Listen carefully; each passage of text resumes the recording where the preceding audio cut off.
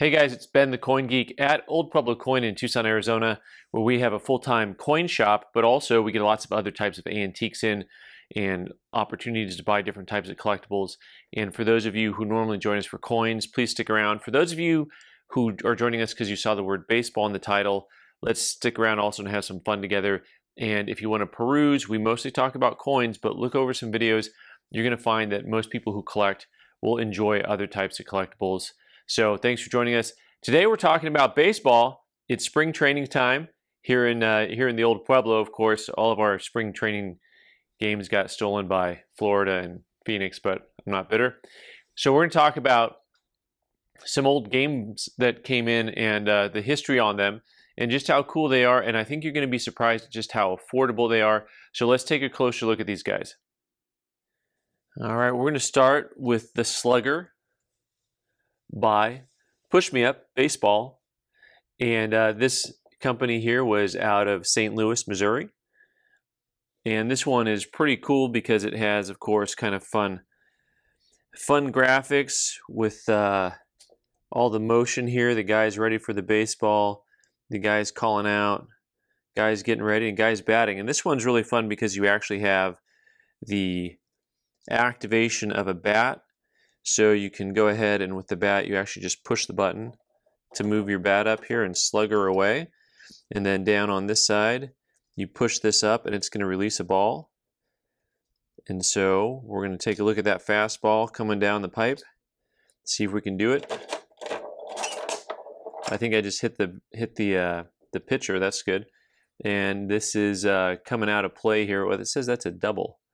I think it says that's a double. So anyways, what's fun about all of these is, of course, you know, that's a triple. Boy, I've never been this good at baseball. This one I think is fun because you swing the bat. It has, to me, some of the most interesting movement on it out of all of the ones that we have here. This one's from approximately the 1940s. Speaking of the 1940s, here's a piece that is what's known as a punch board. And punch boards, these little holes here, you would punch through them and you'd win something on the back side. It still has the punches in place, these little metal poles in here. But what's really fascinating about this is that this is a charity board, which is unlike anything I've ever really seen. All of these were set up in bars and gambling places. This was for the Damon Runyon Memorial Cancer Fund, and you actually would donate into this. So that would catch all the coins, and the coins would go in here. So this is interesting because it's baseball related, and of course it's also coin related. Anything that's like, this is not technically coin operated, but you can drop all the coins in there. Your 1 cent at a time is what it's saying for your tickets, and everything goes to benefit the Damon Runyon Memorial Cancer Fund. Damon Runyon, this memorial fund was set up by Walter Winchell in 1946. This board is from 1948. And interesting thing about this fund is it actually was supported very heavily by Hollywood. 1949, Milton Berle raised $1.1 million in 16 hours, one of the earliest charity funds. Also, Walt Disney actually put out some postcards to help support that cause. All right, up next we have a mechanical one, which has a very cool 1950s, kind of 1940s, 50s vibe with all the metal on the sides. Of course, the aesthetic is one of the things that brings collectors together in whatever you're collecting. So lots of times for people collect coins for the history, but also for the aesthetic. This one was very different. This one had a little pull lever to release the ball, like you'd see in any type of pinball game.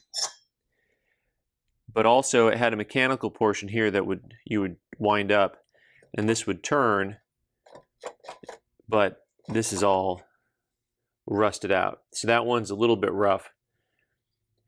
The amazing thing to me about all of these is going to be the price point, and I got to show you the last board first before I talk too much about the price points, because this one's easily my favorite. Just look at how beautiful this thing is here. Bagatelle and baseball. And just the little pegs that you would launch a marble with. So on this guy here, you would just pull back. It's got the little patent number on here. pull back and you'd launch the ball, and then wherever it lands is what you get. So you'd have your strikes, your out, your base. There you go. Look at that. And then just a beautiful, beautiful wood base. This one has some components changed out. They were just hanging it on the wall, which is what people probably do with this. This is from like the 1920s, but beautiful, beautiful looking piece of wood. And you see some of the pegs have been changed out, that brighter color there. What I was amazed at as I was doing research on these guys is that most of these baseball games, you can just look under like vintage baseball games on eBay. A lot of these trade for less than $100, which I was surprised by. So I thought these would be pretty rare and or, you know, kind of collected. But like most collectibles, they've just kind of gone down in value over the years. So now is a great time to buy them. Put them away. If you've got a man cave or you're just a baseball fan, or if you just like the aesthetic, all of these were pretty much used, I think, as wall hangers for somebody. I think it came out of probably their man cave. But I'll probably keep this little wood one. It's already been modified to hang on the wall.